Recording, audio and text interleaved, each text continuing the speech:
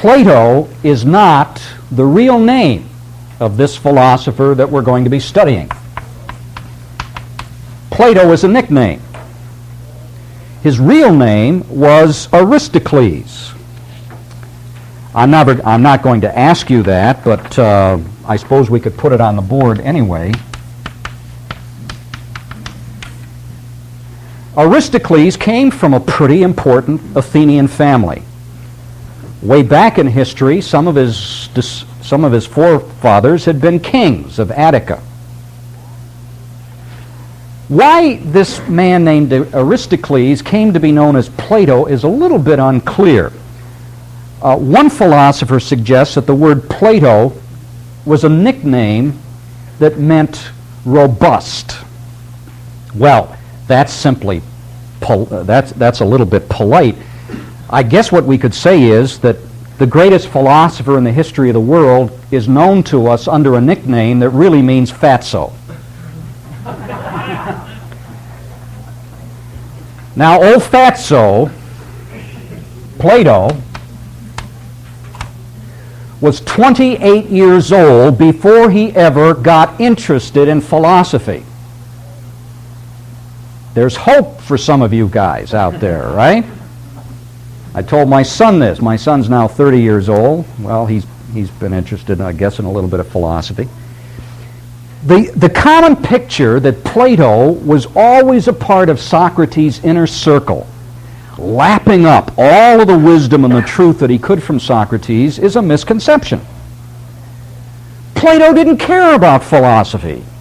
He wasn't all that interested in Socrates until Socrates' trial and imprisonment and death.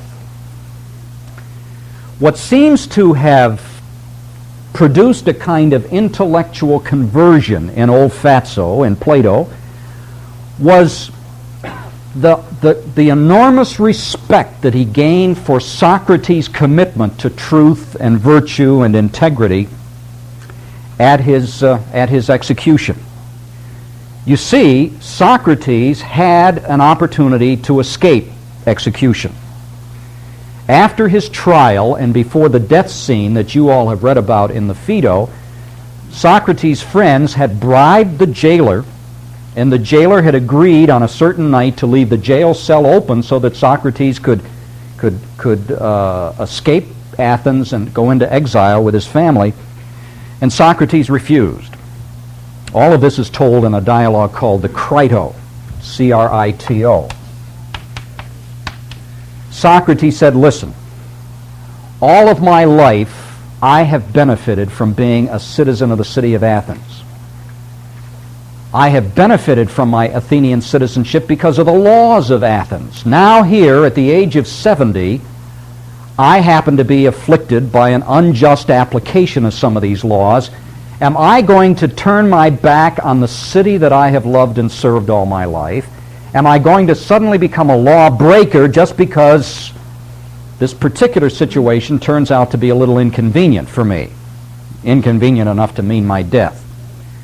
So Socrates was willing to die rather than violate his own convictions and his principles. And all of that seems to have, as I've said, turned Plato into a fire-breathing advocate of Socrates' concern for the truth. Socrates was executed in 399 BC. That's where I say that Plato was 28 years old before he ever got interested in philosophy. We know that he then wandered, he journeyed, he traveled around, he visited southern Italy, where he no doubt came in contact with some of the Pythagoreans who taught him about the doctrine of reincarnation and the transmigration of the soul. Well, according to legend, Plato died at the ripe old age of 80. According to tradition, at the midway point in his life, at the age of 40, he returned to Athens and founded his great university, which is called the Academy.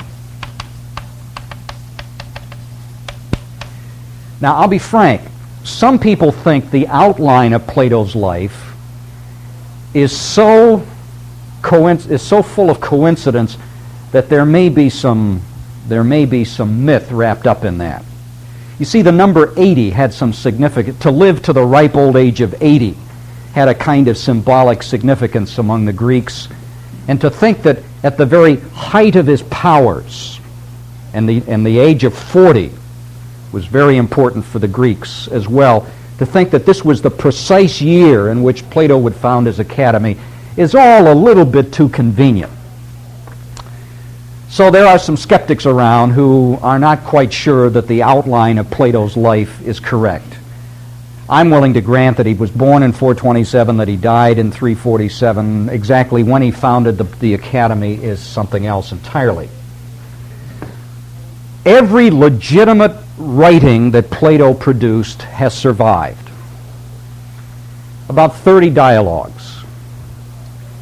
In fact, we have more dialogues of Plato's than we should. There are a number of forgeries floating around, that is, writings that purport to be dialogues or writings of Plato that we suspect were in fact forged by other people in his university.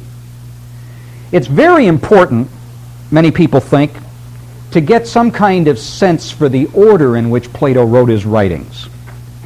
And consequently, Plato's writings, which are called dialogues because they usually record ongoing discussions, Plato's writings are usually grouped into three categories.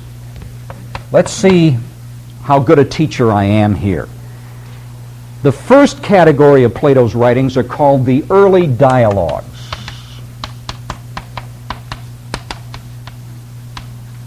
I'll leave it to you to figure out why they are called the early dialogues. See, there's a little bit of Socratic teaching there. I won't lay it out for you. I'll let you figure it out yourself, all right? And then, of course, the last group of Plato's writings are called the later dialogues.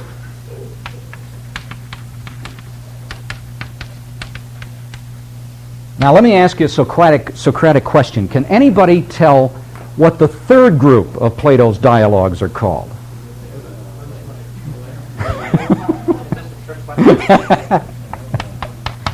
Fortunately, few people listening to the tape could hear the dumb answers that you gave me. They're called the middle dialogues. All right? In the early period of his life, the earliest dialogues, which would have all become, which would all come probably from after the founding of the academy, after Plato was about 40 years old. The idea is that he's still relatively young. He has still not formulated his systematic philosophy, and he is still largely under the influence of Socrates.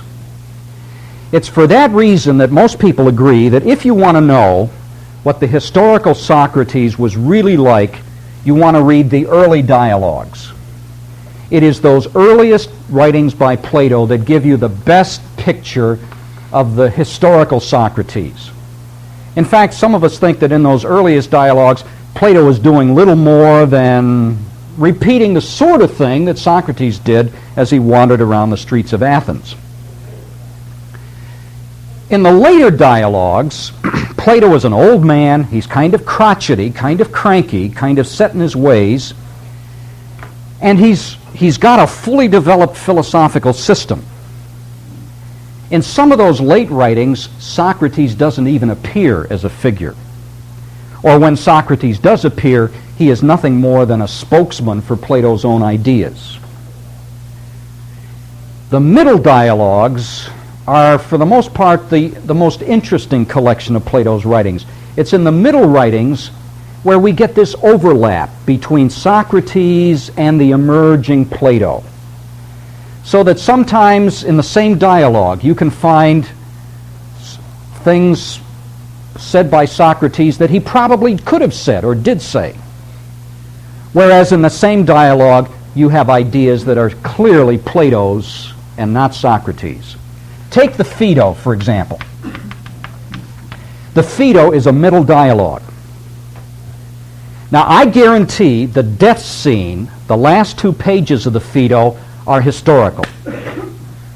If nothing else, Plato would treat that with such reverence that it's just unthinkable that he would mess up the actual execution of Socrates and the last few words of Socrates.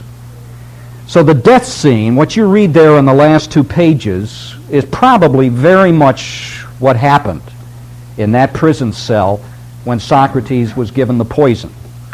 But all of those fancy arguments for the immortality of the soul that go through the Phaedo, those aren't Socrates' arguments, they are Plato's arguments. I'll tell you why. Most of those arguments for the immortality of the soul are taken from the Pythagoreans. They build upon the idea of pre-existence or transmigration of the soul. Socrates never knew about any of that stuff.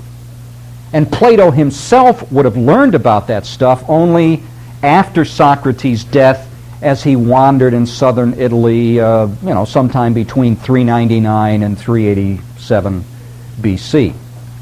So the Phaedo's a good example of how careful you must be when you read Plato not to jump to the conclusion that everything that Socrates says was really Socrates' teaching. Some of Plato's other great writings include The Republic, which is his great work on politics. That would be a middle dialogue. Sometime next week I'll be talking to you about the Timaeus. That's the dialogue in which we find Plato's theory about the origin of the world. That's a later dialogue. That's pretty heavy going if you ever read the Timaeus. The Apology, on the other hand, this is the dialogue that tells about Socrates' trial. That's an early dialogue, and I think it's safe to say that everything you have in the Apology probably is a pretty close rendering of what happened at Socrates' trial. Well, those of you who brought Christianity in the Hellenistic world, let's open that now, and let's begin to build on what I say in that book about Plato's philosophy.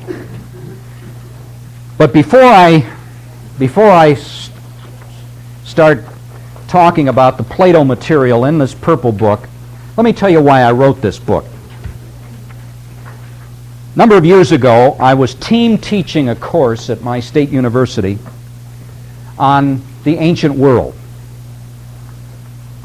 And it was my responsibility to talk about ancient philosophy and religion, and I was team teaching the course with a historian, who of course then would talk about the history of ancient Greece and Rome. And because the course was team taught, I read the history textbook and the historian read my philosophy textbooks. And I began to pull my hair out.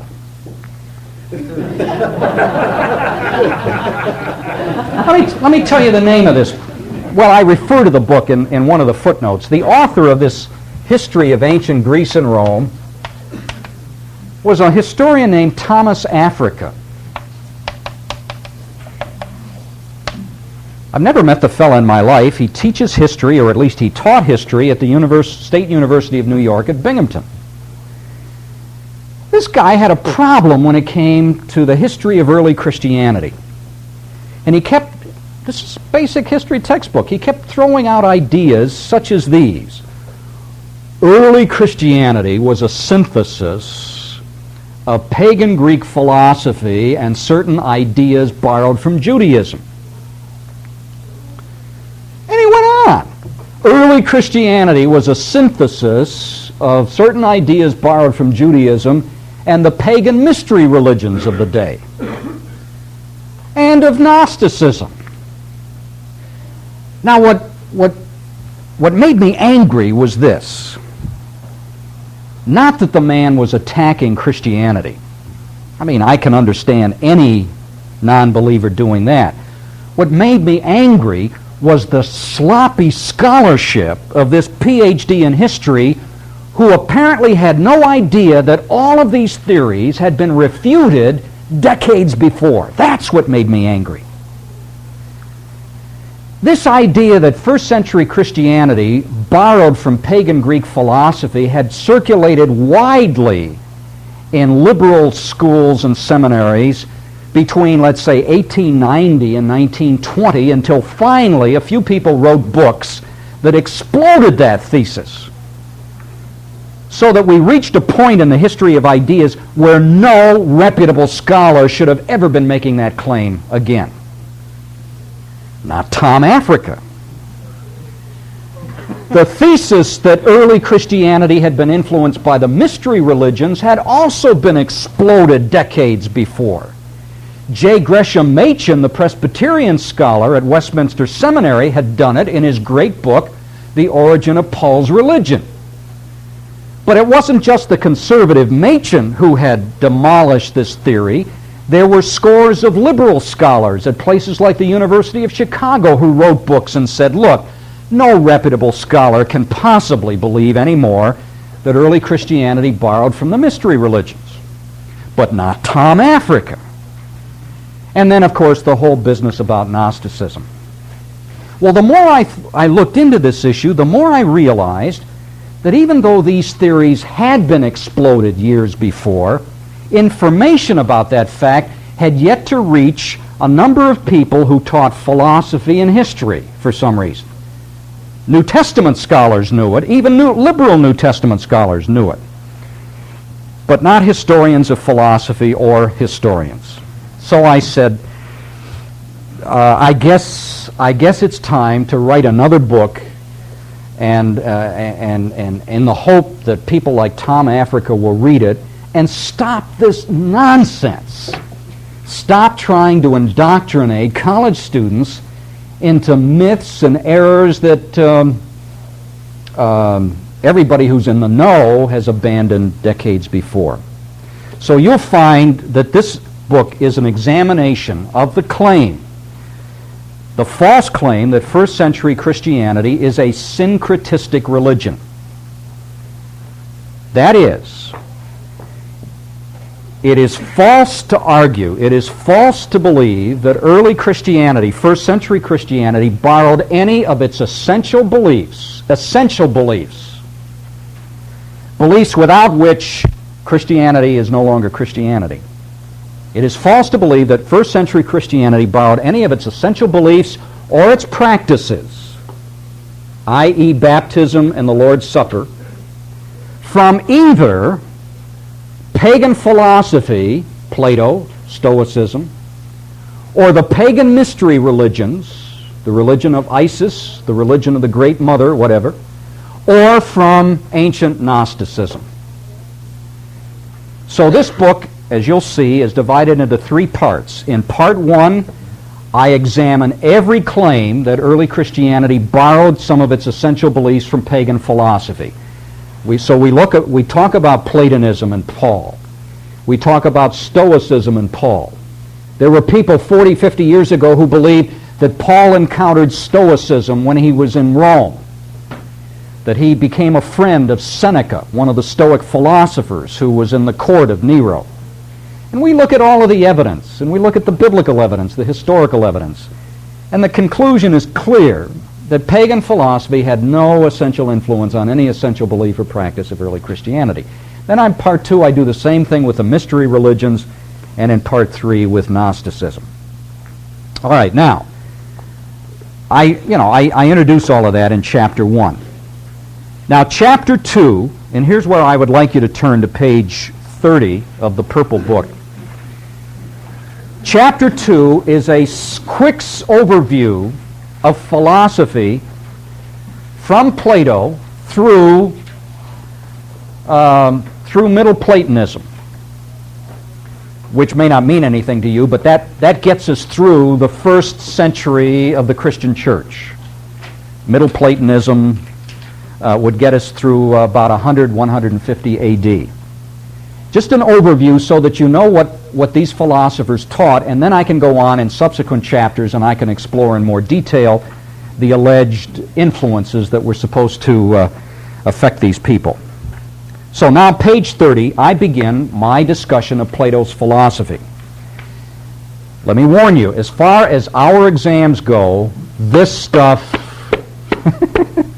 is canonical, all right? That is, you've got You can squeak through this course without understanding Gordon Clark, but you're not going to do very well on the first exam if you don't understand what I say in this book about Plato. Because for one thing, when I wrote this chapter, I simply took my standard presentation of Plato that I've given for 30 years and put it down on paper. So here it is. Let's begin. On page 30, I identify 7 beliefs that Plato's philosophy was intended to oppose.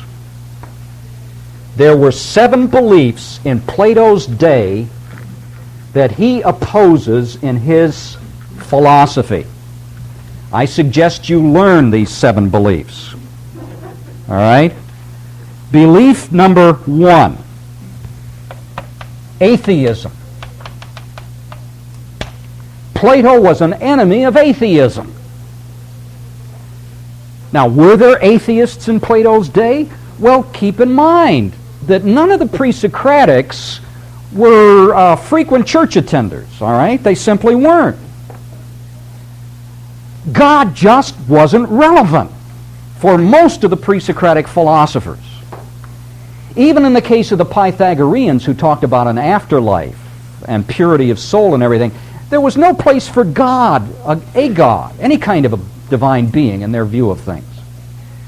The only one of the pre-Socratics who even comes close to being a religious believer of any sorts would be old Xenophanes, and even there his writing is so obscure we can't be sure what he said.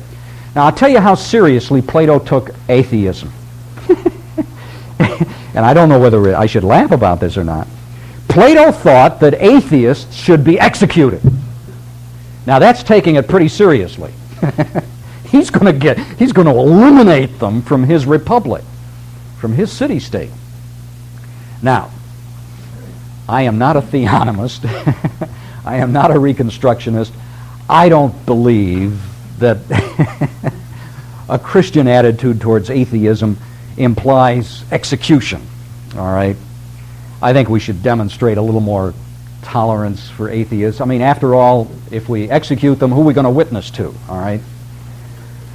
But it would put evangelists out of work, I suppose. So Plato was opposed to atheism. At the same time, let me make it very clear to you, that it's not totally clear what his own view of God was. He was opposed to atheism. He played around with a number of different ideas of God, and we'll see what those are. Belief number 2 that Plato opposed. He opposed empiricism. And who can blame him for opposing empiricism? Now, what is empiricism? Well, I'm on tape here, so I can't name any people that I might want to name here. This is the mistaken belief that all human knowledge comes to us through the senses. That's what empiricism basically is. When you read chapter 7 of the Word of God book, you'll have an analysis of rationalism and empiricism. But for now, until we look at that more closely next week, let's just say that empiricism is the belief that all human knowledge has its origin or its source in sense experience. Now, Plato's alternative, we don't know what his alternative to atheism is. That's still to be decided. But Plato's alternative to empiricism will be rationalism. Plato believes that the most important kinds of human knowledge can never come to you through your senses. They can only come to you through your mind, through your intellect, through your reason. I'll be very frank with you. On this issue, I side with Plato. I'm a rationalist. I'm not an empiricist. If that disappoints you, bring your hanky up after class and we'll talk about it. All right. Point number 3, relativism. Remember the sophists that we talked about an hour or so ago? They were all relativists. Heraclitus, everything changes. Everything is in a state of flux. Man is the measure of all things. Not for Plato. Plato believes firmly that there must be objective truths and objective values that are the same for every human being. So let's call Plato an absolutist. Absolutism. Actually, I think objectivism is a little better word, but let's use that. Point number 4. Plato was opposed to atheism. He was opposed to empiricism. He was opposed to relativism. He was also opposed to hedonism. Hedonism is the belief that pleasure is the highest good. When I started out in this business, I used to call hedonism the moral philosophy of the average college sophomore. I've had to change my mind on that. Hedonism is now the moral philosophy of the average high school sophomore. And while we can giggle a little bit, it really isn't funny, is it? It's true, and it really isn't funny. Pleasure is what makes the world go around for so many people. Not for Plato. Now, what are we going to put here? Well, let's just put non-hedonism. Let me give you one of Plato's arguments against hedonism, all right? Remember, the hedonist, in other words, this is a little departure from my little outline here. Hedonism is the belief that pleasure is the highest good. Plato refuted hedonism by simply asking one question. Can there be such a thing as an evil pleasure? Think about that. Is there such a thing? Can there be one example even of a pleasure that is evil? I can give you an example. What happened in Gainesville 10 days ago or 2 weeks ago. Psychologists tell us that whoever that creep is, that murderer, he got some kind of perverse pleasure out of that, killing those people. It's evil. Child abuse. I suppose these child abusers get pleasure out of this. It's evil. But notice what happens once you admit, as any sensible person must admit, that some pleasures are evil. What you're admitting is there is something other than pleasure that stands in judgment over pleasure. Right? Once you admit that some pleasures can be evil, you are admitting that there is a higher standard than pleasure itself, which we use to judge the morality or the immorality of pleasure itself. Now, we're going to leave a question mark as to what that higher standard might be, but I think Plato's right. Pleasure cannot be the highest good, since we all, at least all of us who are decent people, recognize the presence of evil pleasures in life. When we get to Aristotle, maybe I'll give you some other insights on pleasure that I think are helpful. Number 5, let's hurry along here. The 5th belief that Plato opposed is materialism. Have we encountered any materialism in the last 2 weeks? Well, yeah. With the possible exception of the Pythagoreans, all of the pre-Socratics were materialists. Even Parmenides, the rationalist, was a materialist. So what Plato is doing here is aligning himself up against all of previous philosophy. He's saying they were all wrong. And the reason they were all wrong is because there must be a kind of reality that is non-material, non-physical, that is spiritual. It's the first time, given the fuzziness of Socrates on this issue, this is the first time we have a forthright declaration of the existence of a non-material reality. How would Socrates view the spirit? Would you call that non-material? All right. The question was, how would the Pythagorean view of the soul and the spirit fit here? And you'll recall that I said, with the possible exception of the Pythagoreans. One reason I'm wording that so ambiguously is this: many of the preceding thinkers who talked about soul nonetheless held a materialistic view of the soul. That is, they believed the soul was simply thinly diffused matter. And what's unclear is whether the Pythagoreans fell into that category or whether they actually did conceive of the soul as a kind of non-material. We just don't have we don't have any of their writings. We just have various views that are attributed to them. But with Plato, it's clear. Soul is non-material. Matter is not the ultimate stuff of which the universe is made. His view, so is that original with Plato or with Socrates? Plato's view of the soul seems to have been a kind of mixture of things he learned from Socrates and what he learned from the Pythagoreans and what he may have contributed himself. Okay? That's the best I can say there. Point 6. Incidentally, before we leave, I want to tell you about some books that I've placed on reserve, books that may help those of you who have ready access to the library in this coming week. The next point was naturalism.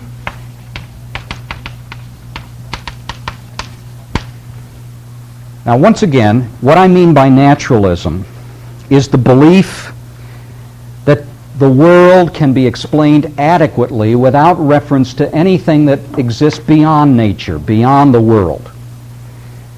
That no reference to a supernatural reality is necessary. Well, as you know now, all of the Milesians were naturalists.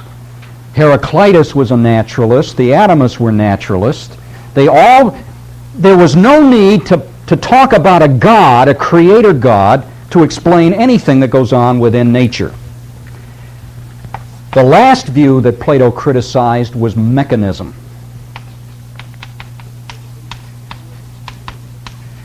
This is the belief that the world is really just a kind of elaborate machine. The opposite of mechanism, see, I'm not, over here we could write non-materialism, we could write non-naturalism, but, and those words perhaps don't illuminate a whole lot, but here we can use another word,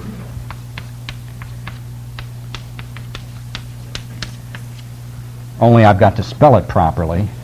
Yeah, I'm too close to the blackboard. Plato was a teleologist.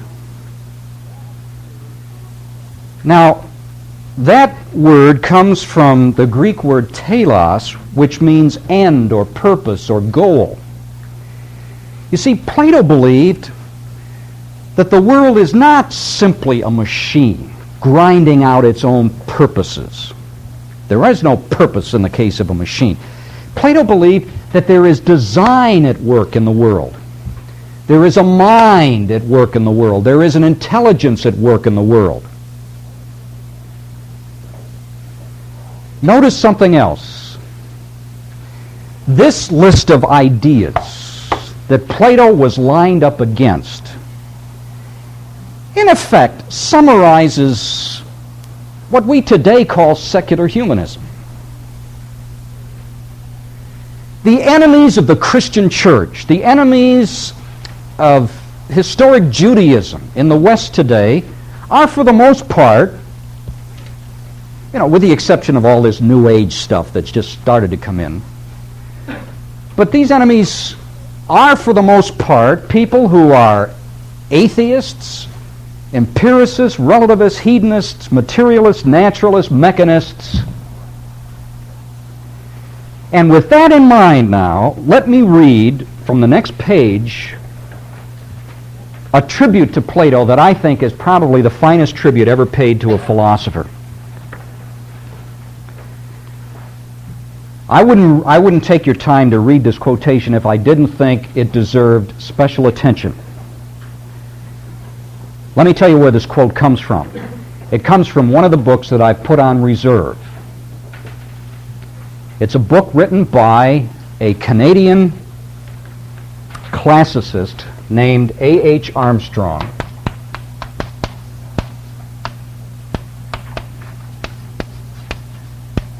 A man who is probably, he may be dead now, but a man who, during his lifetime, was one of the world's leading authorities on the philosophy of Plotinus, and it comes from his book, An Introduction to Ancient Philosophy. This is a good book to read. I probably would have used it as a textbook, but it only goes through Augustine, which would have left us, with another 1,000 years. It's written, A.H. Armstrong is a Roman Catholic. He interweaves his Christian convictions beautifully with his account of ancient philosophy. You may profit from reading his book. But anyway, let's read what he says about Plato. Quote, this is page 32 in the Purple Book. Everyone who believes in an objective and unchanging standard of morality governing public as well as private life. Well, let me ask, how many of you believe in an objective and unchanging standard of morality governing public as well as private? I believe that. Well, thank you. Thank you. Let's keep reading. Everyone who believes in the soul as immaterial and immortal and the most important part of man. Believe that? Or something like that. Maybe we'd word it a little differently. Everyone who believes in the governance of the world by divine reason and in the existence of eternal archetypes or patterns of things that come to be and pass away, with which our behavior and thought must conform. Everyone who believes all this, or an important part of it, can claim to be in the tradition which goes back unbroken to Plato and Socrates. Though the later development, now this next qualification is important, though the later development of the Platonic school and much more, the transforming influence of Christianity, have very much altered the content of these beliefs, yet the tradition of their development has been continuous. However much we may find ourselves in disagreement with Plato on really serious and vitally important subjects, and let me make this clear, I disagree intensely with a lot of things that Plato said. I often describe myself as a Platonist, but that doesn't mean that I have to jot every I and cross every T with Plato. He was wrong lots of times, and I'll point out to you when he was wrong. So however much we may find ourselves in disagreement with Plato on really serious and vitally important subjects like the nature of God, Plato was totally messed up on that. Or the eternity of the cosmos, Plato was wrong on that. He believed the world's eternal. Or the uncreatedness of matter, the value to be attached to the body and to sense experience. Yet in other vital matters, we are still of his school. Next sentence. As against the host of materialists. Right in the margin there, the word boo. All right. As against the host of materialists, boo. Relativists, hiss. Pragmatists,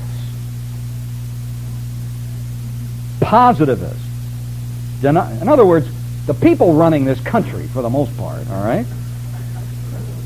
As against the host of materialists, relativists, pragmatists, positivists, deniers of any eternal, universal, and objective truths or standards who dominate so much of our thinking today and whose feebler predecessors were dealt with by Plato in his time, we who still hold to the older tradition are on Plato's side, and he and Socrates are on our side, and we should reverence them as of the greatest among the founders and fathers of our thought.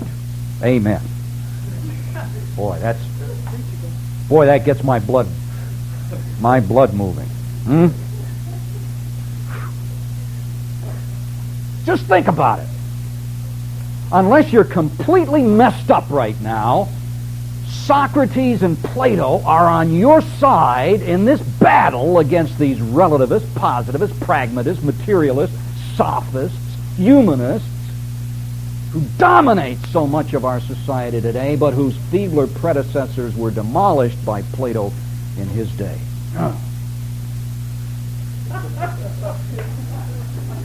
Maybe I should have you go back and read these intervening pages in Gordon Clark. Well, we'll see. Let's pause for a moment or two to see if anybody's had a mystical vision in the last 30 seconds or so. Any questions? Yes. seems from this quote that it makes the thesis of your book kind of fuzzy for me, because he says that in vital aspects and vitally important subjects, we are in continuity with Plato, and yet you're saying that on using a different word in any main areas, we're not. Christianity is unique. When a person, I'm glad you asked that question. When I challenge the claim of syncretism, what I am challenging is the claim that the writers of the New Testament were actually influenced by these ideas. They were not. The fact that it turns out that there is a resemblance and an agreement and a similarity is a totally different issue, okay? In fact, wouldn't you begin to get a little suspicious if everything in the Christian faith were totally at odds with what every great thinker has ever taught? Wouldn't that bother you just a little bit? But to recognize instead that the truth that God has revealed to us in Christ and the New Testament is truth that people who never had access to special revelation also saw dimly is, I think, somewhat exciting. So, no contact, no influence, but lots of agreement. Okay? Yes. Well, there's lots of different, what the question is, what is positivism? There are different ways of defining it. The usual way it's defined is this. It's the belief that science is the scientific method is the most fruitful way to discover truth, and that any alleged truth that cannot be confirmed by the scientific method isn't really true. That's positivism. Okay? Well, one last question and then we'll get back to this. Paul says that the Greeks look for wisdom and the Jews look for signs. What would be the other challenge? How would they come together now, using their thesis? And how would they come together? What would the Jews add with their revelation that Paul would now say? Well, the Greeks look for wisdom, the Jews look for signs in terms of truth, in search of truth. How is a Jewish philosophical approach to truth? Paul in 1 Corinthians, where he talks about the Greeks seeking wisdom and the Jews seeking a sign, isn't Paul there warning us against, that we're not, that if we were Christians in that day, we are not going to get a ready audience from either philosophically inclined Greeks or Old Testamentally inclined Jews, because the Judaism is going to reject Christianity because of the cross as a stumbling block. They're going to fall over the cross. They won't know what to do with the cross. That to them is a curse, okay? So you're going to have, what Paul's saying is, you're going to have a great deal of difficulty making Christianity rationally acceptable to someone in that kind of a worldview situation unless you can break the shell they're in. And likewise, Paul is saying these intellectually inclined Greeks aren't going to be ready acceptors of the Christian faith because it's going to contradict much of their way of approaching philosophy. But I want to warn you, the wisdom-seeking Greeks that Paul has in view here are not so much Platonists as they are Stoics and Epicureans. They're representatives of later developments in the history of philosophy. My concern is to show that no essential Christian belief in the New Testament was consciously borrowed or influenced by anything in Greek philosophy. I am not talking about essential or non-essential beliefs of Greek philosophy. I'm talking about essential or non-essential beliefs of Christian thought. Okay? So the arrow goes in the other direction